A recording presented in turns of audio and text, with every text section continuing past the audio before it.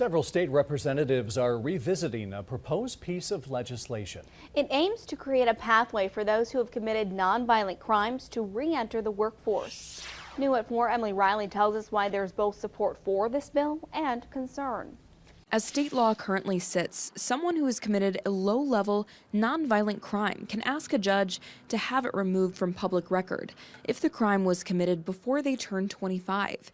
State Representative David Steffen of Green Bay says Senate Bill 32 would remove that age restriction. If we want to reduce our welfare rolls and ensure that people are not going back to a criminal lifestyle, we have to provide at least a pathway to that employment.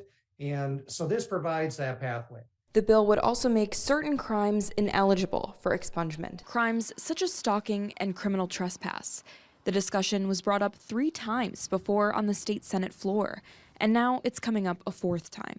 I am more confident than the previous 3 sessions, and that is because of the one-on-one discussions I'm having with my Republican Senate colleagues on an individual basis. Fond du Lac County District Attorney Eric Toney says while he sees several benefits of the bill, he also has some logistical concerns like additional court time and victims' rights. The further out you get from a hearing, once a case is theoretically closed from sentencing, it can be more difficult to stay in touch with victims. And I have a little concern that some victims' voices wouldn't be heard, just given how communication works now.